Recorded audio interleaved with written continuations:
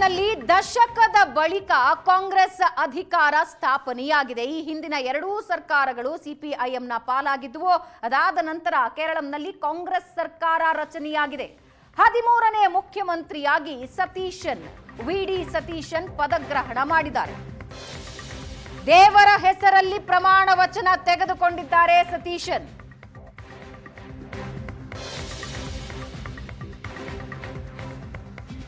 ಎರಡು 2021 ಎರಡರಲ್ಲೂ ಸಿಪಿಐಎಂ ಅಧಿಕಾರ ಪಡೆದಿತ್ತು. ಪಿಣರಾಯಿ ವಿಜಯನ್ ಸಿಎಂ ಆಗಿದ್ರು. 2011ರಲ್ಲಿ ಬಿಟ್ರೆ ಅಲ್ಲಿಂದ ಇಲ್ಲಿಯವರೆಗೆ ಕಾಂಗ್ರೆಸ್ ಅಧಿಕಾರ ವಾಪಸ್ ಪಡೆಯೋದಕ್ಕೆ ಸಾಧ್ಯ ಆಗಿರಲಿಲ್ಲ.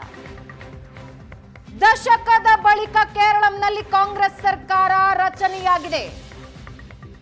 ಸಿಎಂ ಪದಗ್ರಹಣದಲ್ಲಿ ಶಕ್ತಿ ಪ್ರದರ್ಶನ ನಡೆಸಲಾಯಿತು. ರಾಹುಲ್ ಗಾಂಧಿ, ಪ್ರಿಯಾಂಕಾ ಗಾಂಧಿ, ಖರ್ಗೆ, ಸಿದ್ದರಾಮಯ್ಯ, ಡಿಕೆ ಶಿವಕುಮಾರ್, ರೇವಂತ್ ರೆಡ್ಡಿ, ಸುಖವಿಂದರ್ ಸಿಂಗ್ ಸುಖು ಸೇರಿ ಹಲವರು ಭಾಗಿಯಾಗಿದ್ರು. ಕೇರಳ ಸಿಎಂ ಪದಗ್ರಹಣದಲ್ಲಿ ಮಾಜಿ ಸಿಎಂ ಪಿಣರಾಯಿ ವಿಜಯನ್, ಬಿಜೆಪಿ ರಾಜ್ಯಾಧ್ಯಕ್ಷ ರಾಜೀವ್ ಚಂದ್ರಶೇಖರ್ ಸೇರಿದಂತೆ ಹಲವು ನಾಯಕರು ಭಾಗಿಯಾಗಿದ್ರು. 21 ಸಚಿವರ ಪೈಕಿ 14 ಹೊಸ ಮುಖಗಳಿಗೆ ಕಾಂಗ್ರೆಸ್ ಈ ಬಾರಿ ಮಣೆ ಹಾಕಿದೆ. ಮೈತ್ರಿ ಪಕ್ಷಗಳಿಗೂ ಸಚಿವ ಸ್ಥಾನ ಹಂಚಿದೆ.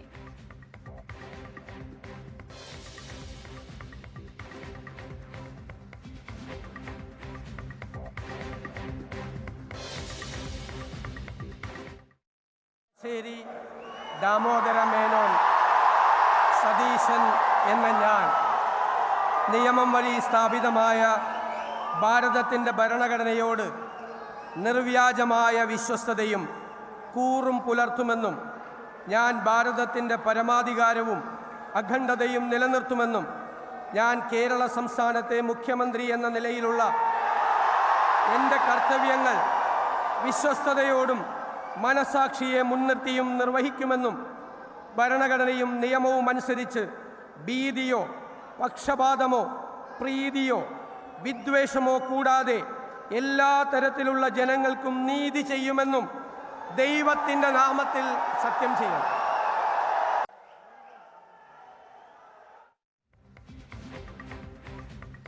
ಹದಿಮೂರನೇ ಮುಖ್ಯಮಂತ್ರಿಯಾಗಿ ವಿಡಿ ಸತೀಶನ್ ಪ್ರಮಾಣ ವಚನ ಸ್ವೀಕರಿಸಿದ್ರು. ದೇವರ ಹೆಸರಲ್ಲಿ ಇವತ್ತಿನಿಂದ ಕೇರಳಂನಲ್ಲಿ ಸತೀಶನ್ ದರ್ಬಾರ್ ಆರಂಭ. ಯಾರ್ಯಾರಿಗೆ ಸಚಿವ ಸಂಪುಟದಲ್ಲಿ ಸ್ಥಾನ ಸಿಕ್ಕಿದೆ ಅನ್ನೋದನ್ನ ನೀವು ನೋಡ್ತಾ ಇದ್ದೀರಾ. ಒಟ್ಟು 21, ಕಾಂಗ್ರೆಸ್ಗೆ 12, ಐಯುಎಂಎಲ್ಗೆ 5, ಇತರರಿಗೆ 4.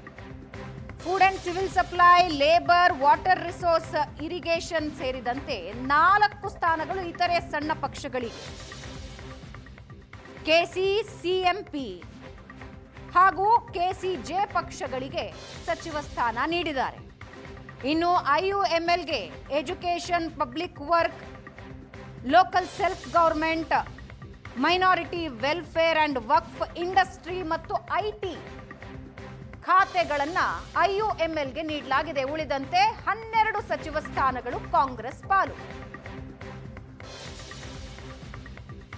ಸಚಿವ ಸಂಪುಟದಲ್ಲಿ ಸಣ್ಣ ಸಣ್ಣ ಪಕ್ಷಗಳಿಗೆ 4 ಸಚಿವ ಸ್ಥಾನಗಳನ್ನ ಕೊಟ್ಟಿದ್ದಾರೆ. ಫುಡ್ ಅಂಡ್ ಸಿವಿಲ್ ಸಪ್ಲೈ ಸೇರಿದಂತೆ 4 ಸ್ಥಾನಗಳು, ಎಜುಕೇಷನ್, ಇಂಡಸ್ಟ್ರೀಸ್, ಐಟಿ ಸೇರಿದಂತೆ 5 ಸ್ಥಾನಗಳನ್ನ, 5 ಸಚಿವ ಸ್ಥಾನಗಳನ್ನ ಐಯುಎಂಎಲ್, ಇಂಡಿಯನ್ ಯೂನಿಯನ್ ಮುಸ್ಲಿಂ ಲೀಗ್ಗೆ 5 ಸಚಿವ ಸ್ಥಾನಗಳನ್ನ ಕಾಂಗ್ರೆಸ್ ಕೊಟ್ಟಿದೆ.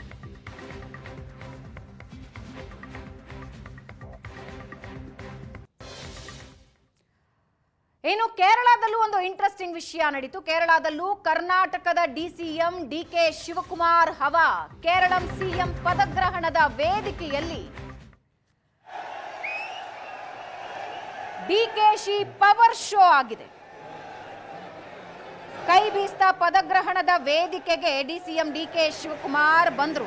ವೇದಿಕೆಗೆ ಬರ್ತಾ ಇದ್ದಂತೆ ಡಿಕೆ ಅಂತ ಅಭಿಮಾನಿಗಳು ಘೋಷಣೆ ಕೂಗಿದ್ರು. ರಾಹುಲ್, ಪ್ರಿಯಾಂಕಾ ಗಾಂಧಿ ಎದುರು ಡಿಕೆಶಿ ಪವರ್ ಶೋ. ವೇದಿಕೆಗೆ ಕೈ ಬೀಸಿಕೊಂಡು ಡಿಕೆ ಶಿವಕುಮಾರ್ ಬರ್ತಾ ಇದ್ದ ಹಾಗೆ ಡಿಕೆ ಡಿಕೆ ಅಂತ ಘೋಷಣೆಗಳನ್ನ ಕೂಗಲಾಯಿತು.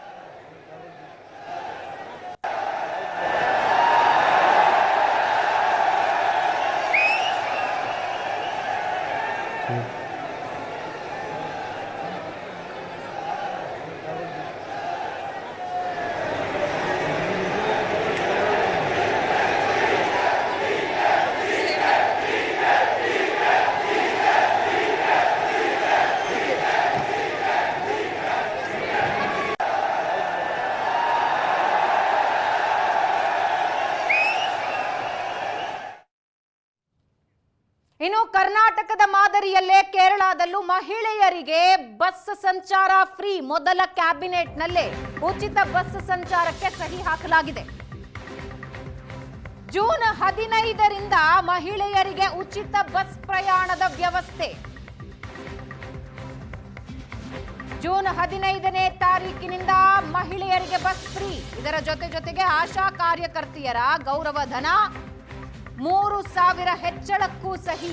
ಉಳಿದಂತೆ ಅಂಗನವಾಡಿ ಕಾರ್ಯಕರ್ತೆ, ಅಡುಗೆ ಸಿಬ್ಬಂದಿ, ಪೂರ್ವ ಪ್ರಾಥಮಿಕ ಶಿಕ್ಷಕರು, ಅದರ ಜೊತೆಗೆ ಆಯಾಗಳಿಗೆ ಗೌರವಧನ ಹೆಚ್ಚಳಕ್ಕೆ ಅನುಮೋದನೆ ಸಿಕ್ಕಿದೆ. ಸಹಿ ಆಗಿರೋದು 2 ಗ್ಯಾರಂಟಿಗಳಿಗೆ. ಒಂದು ಬಸ್ ಸಂಚಾರ, ಇನ್ನೊಂದು ಆಶಾ ಕಾರ್ಯಕರ್ತೆಯರ ಗೌರವಧನ 3,000 ಹೆಚ್ಚಳಕ್ಕೆ ಸಹಿ ಆಗಿದೆ. ಉಳಿದ ಭರವಸೆಗಳಿಗೆ ಅನುಮೋದನೆ ಸಿಕ್ಕಿದೆ.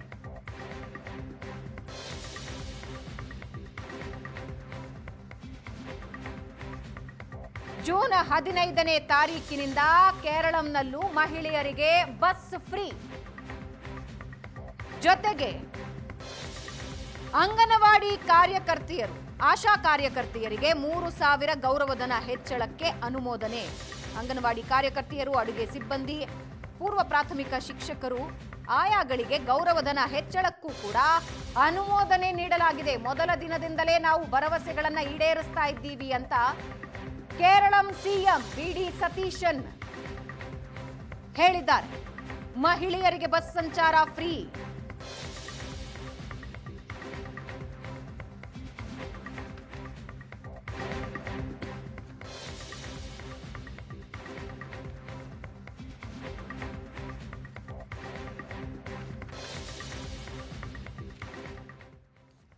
ಇನ್ನು ಕೇರಳಂ ಸಿಎಂ ಪ್ರಮಾಣ ವಚನದಲ್ಲಿ ರಾಜ್ಯದ ನಾಯಕರು ಮತ್ತು ವರಿಷ್ಠರು ವಿಮಾನ ನಿಲ್ದಾಣದಲ್ಲಿ ಕೆಲ ಹೊತ್ತು ಮಾತಾಡಿದ್ದಾರೆ. ರಾಜ್ಯ ನಾಯಕರು ವರಿಷ್ಠರ ಮಧ್ಯೆ ಕೆಲ ಕಾಲ ಚರ್ಚೆಯಾಗಿದೆ. ರಾಹುಲ್, ಪ್ರಿಯಾಂಕಾ ಖರ್ಗೆ ಮತ್ತು ಡಿಕೆಶಿ ಸಿದ್ದರಾಮಯ್ಯ ಮಧ್ಯೆ ಚರ್ಚೆಯಾಗಿದೆ. ಹೈಕಮಾಂಡ್ ನಾಯಕರ ಜೊತೆ ನಾಯಕತ್ವದ ಚರ್ಚೆ ಏನಾದರೂ ನಡೀತಾ? ಅರ್ಧ ಗಂಟೆ ಕಾಲ ತಿರುವನಂತಪುರಂ ಏರ್ಪೋರ್ಟ್ನಲ್ಲಿ ನಾಯಕರು ಚರ್ಚೆ ಮಾಡಿದ್ದಾರೆ. ನಾಳೆಯ ಸಾಧನಾ ಸಮಾವೇಶದ ಬಗ್ಗೆ ಸಿಎಂ ಡಿಸಿಎಂ ಮಾಹಿತಿ ಕೊಟ್ಟಿದ್ದಾರೆ. ಚರ್ಚೆ ಬಳಿಕ ನೇರವಾಗಿ ಪ್ರಮಾಣ ವಚನಕ್ಕೆ ನಾಯಕರು ಆಗಮಿಸಿದ್ದಾರೆ. ಪ್ರಮಾಣ ವಚನ ಮುಗಿಸಿ ಮತ್ತೆ ರಾಹುಲ್ ಗಾಂಧಿ, ಪ್ರಿಯಾಂಕಾ ಗಾಂಧಿ ಏರ್ಪೋರ್ಟ್ಗೆ ಹೊರಟರು. ರಾಹುಲ್ ಗಾಂಧಿ ಜೊತೆ ಮತ್ತೊಂದು ಸುತ್ತು ಮಾತುಕತೆ ನಡೆಸಿದ್ದಾರೆ ನಾಯಕರು. ವಿಮಾನ ನಿಲ್ದಾಣದಲ್ಲಿ ಕೆಲ ರಾಜ್ಯ ನಾಯಕರು ವರಿಷ್ಠರ ಮಧ್ಯೆ ಅರ್ಧ ಗಂಟೆ ಸಮಯ ಚರ್ಚೆಯಾಗಿದೆ. ಏನೇನು ಚರ್ಚೆಯಾಗಿದೆ ಅನ್ನೋದು ಸದ್ಯಕ್ಕೆ ಗೊತ್ತಾಗಬೇಕು. ನಾಳೆಯ ಸಾಧನಾ ಸಮಾವೇಶದ ಬಗ್ಗೆ ಮಾಹಿತಿ ಕೊಟ್ಟಿದ್ದಾರೆ ಸಿಎಂ ಡಿಸಿಎಂ. ಬರೀ ಅಷ್ಟೇನಾ? ಬೇರೆ ಏನಾದರೂ ಚರ್ಚೆಯಾಗಿದೆಯಾ? ಅರ್ಧ ಗಂಟೆ ಕಾಲ ತಿರುವನಂತಪುರಂ ಏರ್ಪೋರ್ಟ್ನಲ್ಲಿ ನಾಯಕರು ಚರ್ಚೆ ನಡೆಸಿದ್ದಾರೆ. ಸದ್ಯಕ್ಕೆ ಪಂಚರಾಜ್ಯ ಎಲೆಕ್ಷನ್ ಆಯಿತು, ಪದಗ್ರಹಣ ಆಯಿತು. ನೆಕ್ಸ್ಟ್ ಇಡೀ ಫೋಕಸ್ ಶಿಫ್ಟ್ ಆಗೋದು ಕರ್ನಾಟಕದ ವಿಷಯದಲ್ಲಿ.